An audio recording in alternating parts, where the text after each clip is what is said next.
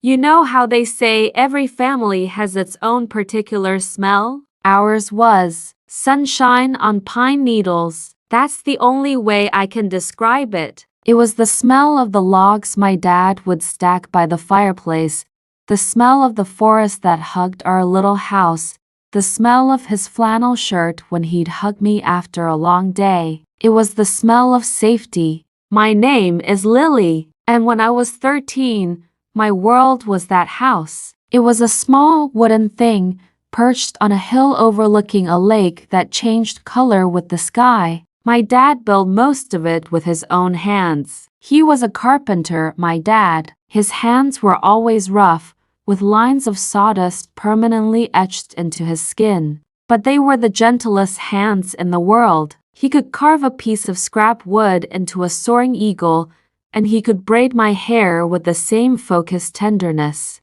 My mom, she was different. She was like a beautiful, fragile bird that had accidentally flown into our sturdy wooden nest. She painted with watercolors, and her hands were always clean, always soft. She loved beautiful things, sparkly earrings, silk scarves, the porcelain dolls she collected that sat on a high shelf, their glass eyes staring out, unblinking. I think she loved the idea of our rustic life more than the reality of it. The mud I'd track in on my boots, the simple, hearty meals my dad cooked, the quiet. It sometimes felt like it grated on her. But when it was good, it was so good. Dad would play his old guitar, and Mom would hum along, her head on his shoulder. We'd have picnics by the lake, and I'd feel like the luckiest girl in the world, cradled between my father's strength and my mother's delicate beauty.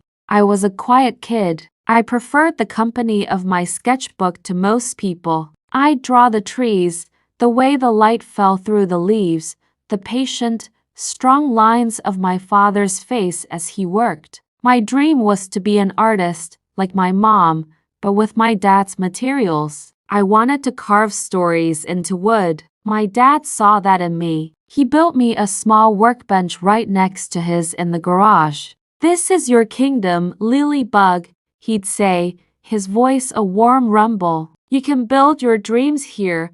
My mom would smile, but it never quite reached her eyes. "Just don't ruin your pretty hands, darling," she'd say, and I'd see her glance at my father's calloused palms. The crack in our perfect world started small. A whisper, a phone call my mom would take in the other room, her voice hushed and urgent. Then, my dad's laughter started to sound a little forced. The sunshine on pine needle smell began to be overpowered by the scent of my mother's nervous perfume. They started arguing, not loud, screaming fights, but a cold, quiet war fought with silence and clipped sentences. It was about money. It was always about money. My father's carpentry business was honest work, but it wasn't lavish. My mother's voice would get thin and sharp. "We can't live on potential, John." My cousin Eleanor, she married a banker. They have a life.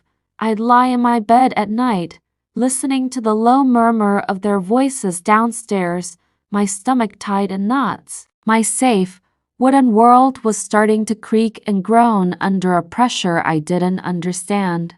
Then, the man in the suit arrived. He drove a car so shiny it looked like black glass, and he smelled of sharp cologne that made my nose wrinkle. His name was Mr. Albright, a lawyer from the city. He came to talk about my grandfather, my mom's father, a man I'd never met. "A man of substantial means," Mr. Albright said, his eyes scanning our simple living room with polite disdain.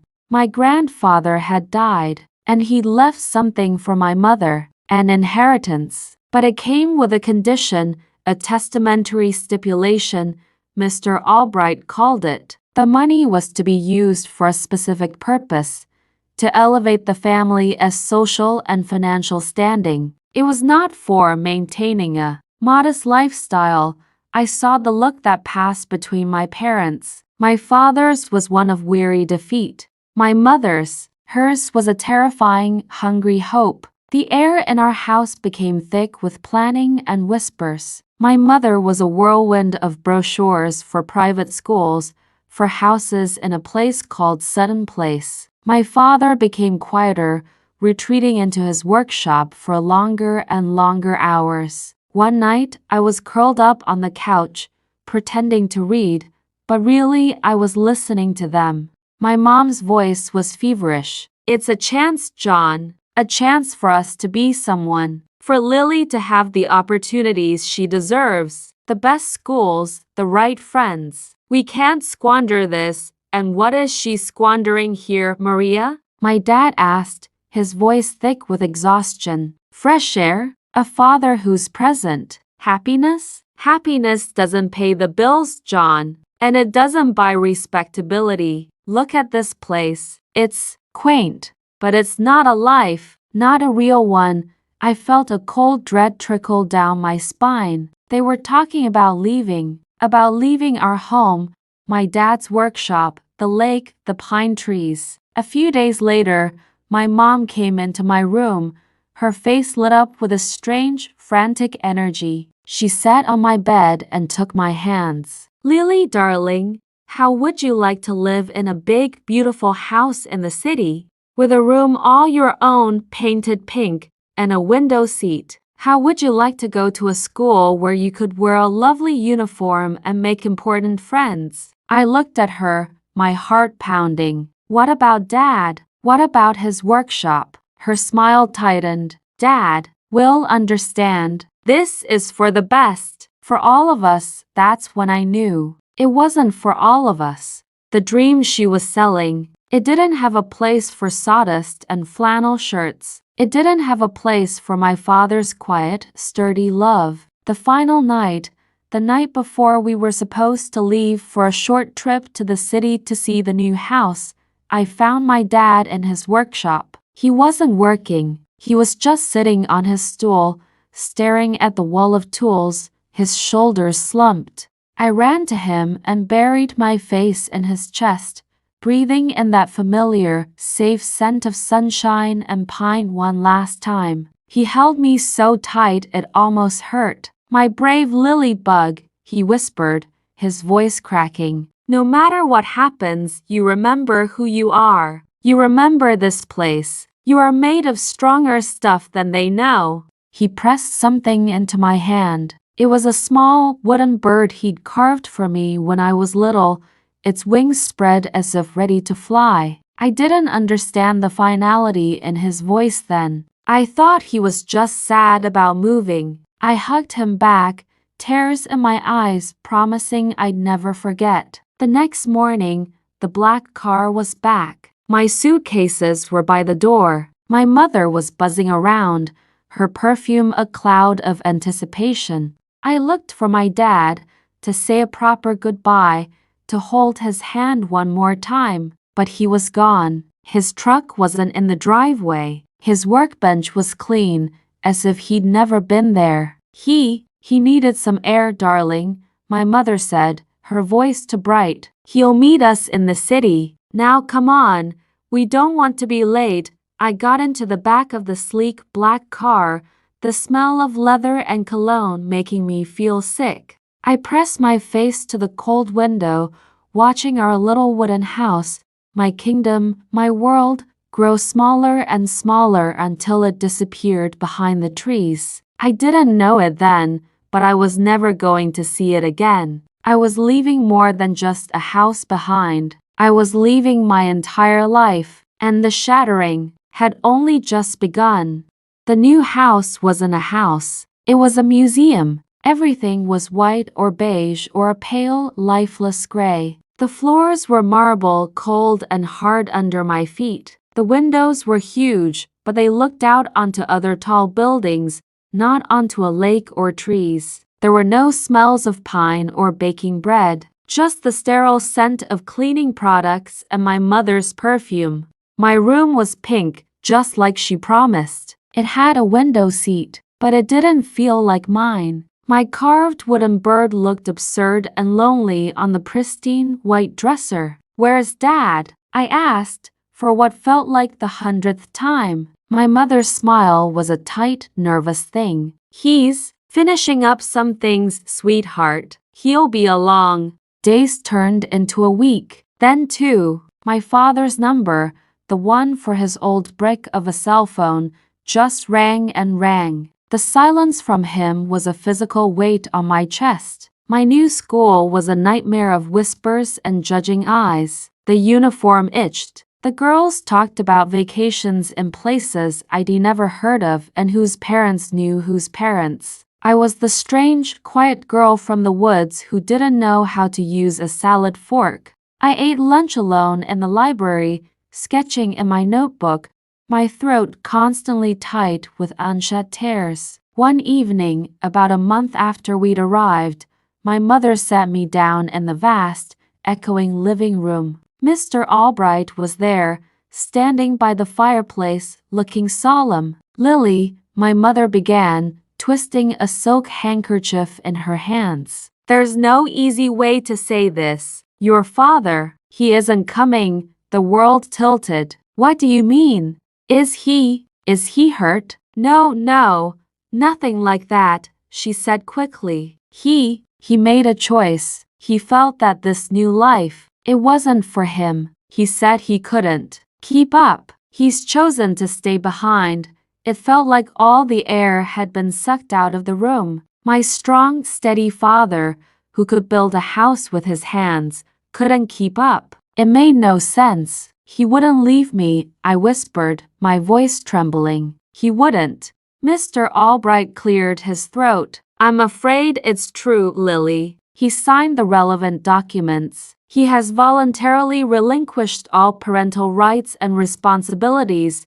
The words were cold, legal daggers. Relinquished responsibilities. I stared at my mother. Her eyes were shiny with tears, but were they tears of sadness or of relief? "He didn't even say goodbye," I said, the betrayal so acute it felt like a knife in my side. "He thought it would be easier this way," my mother murmured, not meeting my eyes. "Easier for who?" The question screamed in my head, but I couldn't give it voice. I was drowning. That was the official story. John, the simple carpenter, couldn't handle the pressures of a sophisticated life. He'd abandoned his family for the quiet of his woods. My mother was the tragic, beautiful heroine, left to raise her daughter alone with her newfound wealth. But I didn't believe it, not for a second. The dad I knew would have fought dragons for me. He wouldn't have just walked away without a word, without a hug,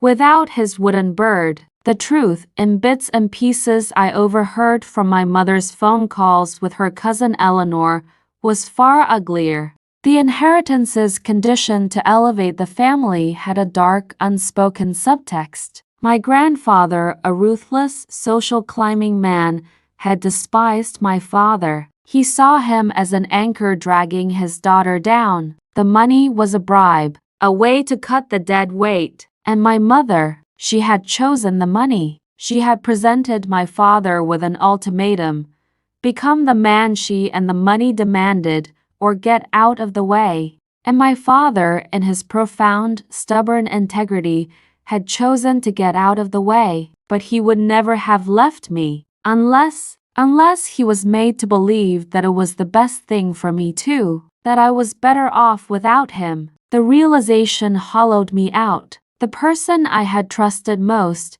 my mother, had engineered the destruction of my world. She had traded my father's love for a marble prison.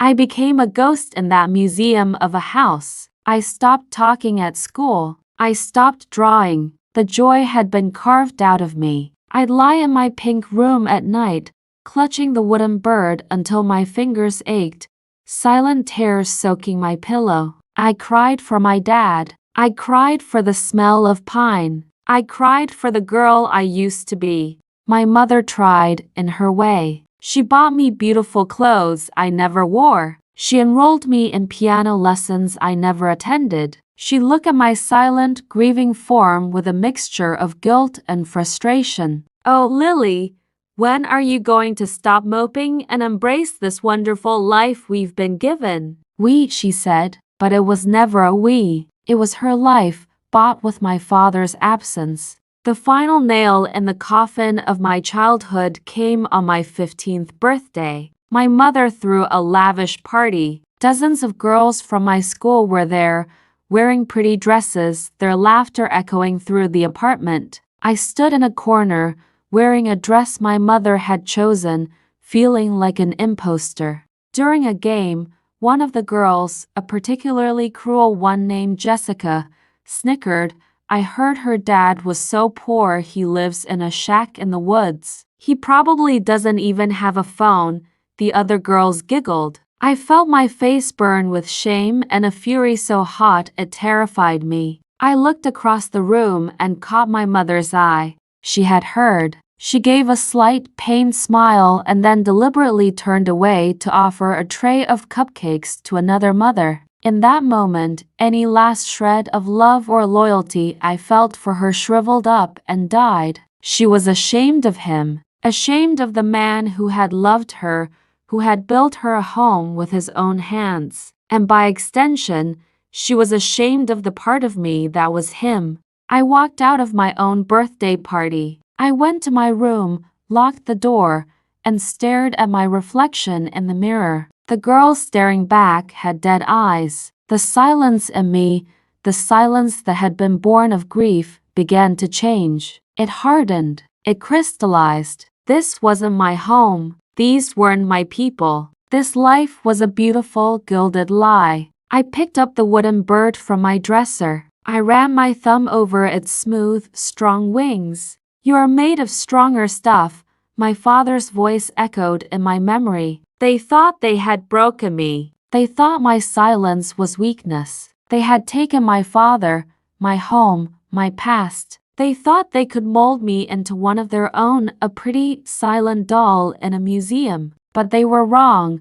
I looked at my reflection, at the ghost girl in the pink room, and I made her a promise. They had left me with nothing but this crushing quiet. If silence is all I have, I'll make it my weapon.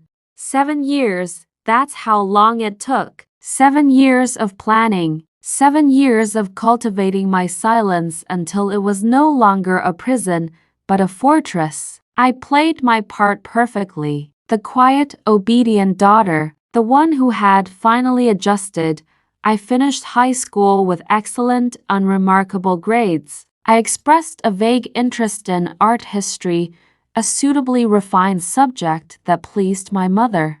I was a placid lake with turbulent, determined currents running deep beneath the surface. The day I turned 18, I accessed a small, private bank account. My father, in his infinite wisdom, had set it up for me years before, with a tiny seed of money from his business. My mother never knew it existed. It wasn't much, but it was mine. It was a start. I used it to hire a private investigator. His name was Miles, a man as quiet and efficient as I was. My only instruction, find John. My father, it took him 3 months. My father wasn't in our old house. That had been sold, the profits absorbed into my mother's new life. He was living to states over, in a small coastal town, working as a boat builder. He changed his last name. He was alone. Miles gave me an address and a grainy photograph. My father was standing on a dock, squinting against the sun. He looked older. His hair was grayer, but his shoulders, though stooped slightly, were still broad. The sight of him sent a physical pain through my chest, a mix of longing and a fury on his behalf that burned white-hot. I didn't contact him. Not yet. First, I had to become someone worthy of finding him. I had to make his sacrifice, his silent suffering, mean something. I declined the expensive East Coast university my mother had picked out for me. I told her I needed a gap year to find myself.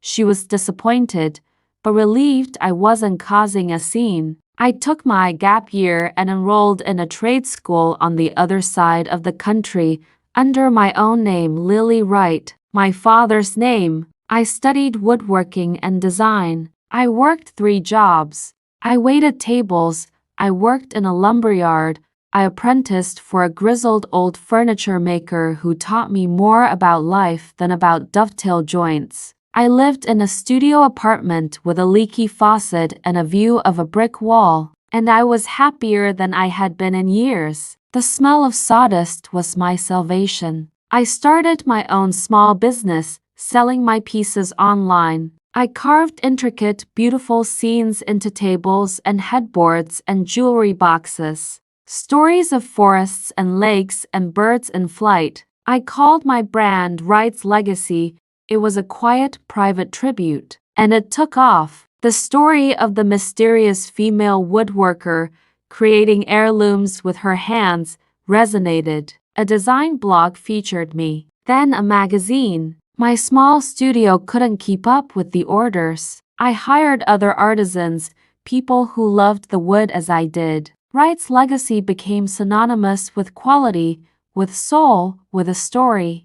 I never showed my face. I let the work speak for me. My silence was my brand. All the while, I watched my mother's life from a distance. Her social media was a curated gallery of charity galas and European vacations. She had married Mr. Albright, the lawyer. They were the picture of wealthy, respectable bliss. But I had Miles keep an eye on their finances. The inheritance, spent lavishly and invested poorly, was dwindling. They were living on the fumes of a fortune that was almost gone. It was time. I was 25. Wright's Legacy was a multi-million-dollar enterprise. I had a team of lawyers and financial advisors who were fiercely loyal to me, the quiet young woman who had built an empire from a workbench. I had bought back our old house on the lake through a shell company. It stood empty, waiting. I returned to the city, but not to my mother's museum. I rented a penthouse apartment with a view of the park. I had my assistant, a sharp, no-nonsense woman named Anya, send an invitation. It was for the opening of the first flagship Wright's Legacy Gallery. The invitation was addressed to Mr. and Mrs. Charles Albright. It was printed on thick, handmade paper, the address embossed in a simple, elegant font. There was no mention of Lily. The night of the opening, the gallery was humming with a quiet, sophisticated energy. My pieces were displayed like works of art under soft, focused lights. The air smelled of beeswax and old wood. I stood near the back, wearing a simple black dress. I looked like a completely different person from the haunted girl in the pink room. My hair was pulled back, my posture was straight, my hands, though clean, bore the faint, proud traces of my work, a small scar on my thumb, a callus on my palm. I watched them arrive. Charles Albright, older, paunchier, still with that air of smug authority. And my mother, she was still beautiful, but it was a brittle beauty now, stretched tight over a foundation of anxiety. She was wearing a dress that was probably last season, her smile a little too bright. They moved through the gallery, sipping champagne, looking at the pieces with the casual appraisal of the wealthy. I saw my mother pause in front of my centerpiece, a massive carved oak table. In the center of the table, I had inlaid a scene of a lake, a forest, and a small wooden house on a hill, all rendered in different shades of wood. It was our home. She leaned in, her head tilted. I saw a flicker of something cross her face. Confusion? Recognition? She reached out a perfectly manicured hand, as if to touch the carving of the house, but then pulled back. That's when I decided to make my move. I walked towards them, my heels making no sound on the polished concrete floor. I stopped a few feet away. "It's called The Beginning," I said, my voice calm and clear. It was the first time I had spoken to her in 7 years. My mother turned. Her eyes, the same shade as mine, scanned my face. There was nothing. No spark of recognition. I was just another gallery owner, another vendor. "It's very evocative," Charles Albright said, giving me a patronizing smile. You've captured a certain rustic nostalgia. It's not nostalgia, I said, my gaze locked on my mother. It's a portrait of the house my father built with his hands before it was sold out from under him. My mother's smile froze. Her eyes widened, darting over my features now with frantic intensity. The high cheekbones I got from her, the steady gray eyes I got from my father, the set of my jaw, which was all my own. The champagne flute trembled in her hand. The color drained from her face. Lily, the name was a choked whisper. It was the sound of a ghost being summoned. Charles Albright looked from her to me, his smugness evaporating into bewildered shock. I didn't smile. I didn't frown. I just stood there, allowing her to see me, allowing her to see the woman her abandoned, forgotten daughter had become, the heiress to a legacy she had thrown away. She finally stands face to face with the one who destroyed her life.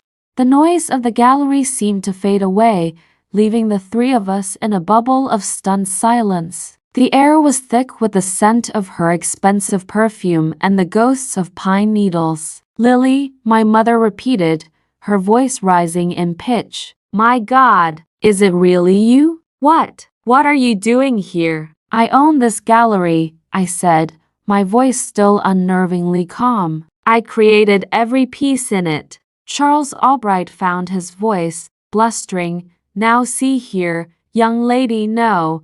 Charles, my mother cut him off, her eyes never leaving mine. They were filled with a torrent of emotions, shock, confusion, and a dawning, terrified understanding. How is this possible? It's possible because my father taught me how to work with my hands, I said. He taught me that true value isn't in a bank statement, but in what you build. A lesson you never learned. She flinched as if I'd struck her. Lily, you don't understand the pressure I was under. I understand everything, I interrupted, my tone leaving no room for argument. I know about the inheritance. I know about the clause. I know you gave him an ultimatum. You didn't just let him go, Mother. You paid him to leave. You used his own love for me, his fear of holding me back, to make him disappear.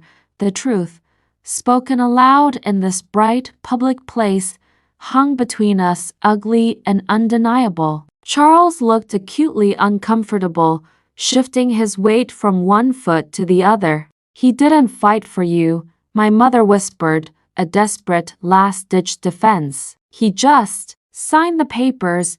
He fought for me every day of his life until you presented him with an unwinnable battle, I replied, a flicker of the old pain in my voice, quickly mastered. You made him believe that walking away was the most loving thing he could do for me. That was your greatest cruelty. I gestured around the gallery. You wanted me to have a wonderful life. You wanted me to have the best of everything. And you were right. I do. I have my father's name. I have his craft. I have the legacy you thought was worthless. I took a step closer. And you? You have a husband who married you for a fortune that's almost gone. You have a life that's a beautiful, empty shell. You have nothing that is truly, authentically yours. Tears were streaming down her face now, ruining her perfect makeup. The facade of the sophisticated socialite was crumbling, revealing the desperate, insecure woman underneath. What do you want from me, Lily? An apology? You have it. I'm sorry. I was wrong. An apology. It was what I had craved for years. But hearing it now, it felt small, insufficient. It couldn't give me back my childhood. It couldn't heal my father's broken heart. I don't want your apology, I said softly. And I don't want revenge. Not the kind you're thinking of. I reached into the small clutch I carried and pulled out a single, sealed envelope. This is what I want. This is justice. She took it with trembling hands. What is it? It's a deed to your house. The one you live in with Charles. Charles sputtered. Now wait just a minute, I bought the mortgage from the bank 6 months ago, I continued, my gaze cool. You've been falling behind on the payments for years. I now own it. Consider it a repayment for the childhood home you sold out from under my father. The blood drained from both their faces. They were being evicted by the ghost of the past. You can't do this, Charles blustered. I already have, I said. The papers are legal and binding. You have 30 days. My mother was sobbing openly now.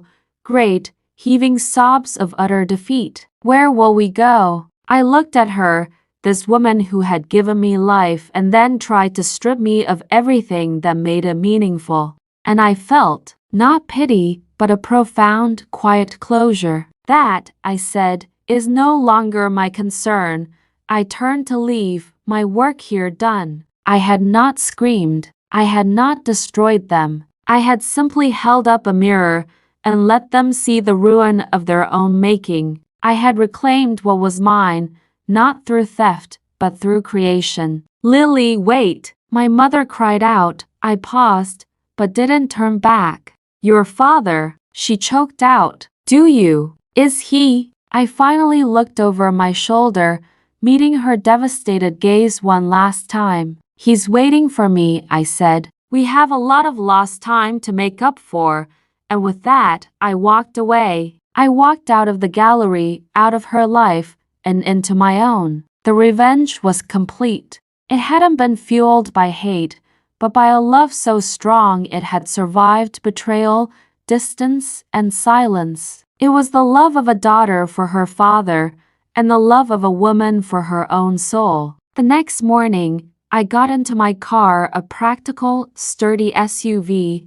nothing like the black sedan of my youth, and I started driving. I drove for hours, until the skyscrapers melted away and were replaced by rolling hills and dense forests. I drove until the air smelled clean again. I pulled up to a small, weathered cottage overlooking the sea. On the porch, a man was sanding a piece of wood, his movements slow and familiar. He looked up as I got out of the car. My father, he didn't run. He didn't cry. He just stood up, his eyes, my eyes, drinking me in. The years fell away in that look. I walked towards him, the wooden bird clutched in my hand. Hi, Dad, I said, my voice thick with a lifetime of unsaid words. He opened his arms, and I walked into them. He held me, and I breathed in his scent-salt air and sawdust. It was the smell of coming home. It was the smell of a justice that wasn't about punishment,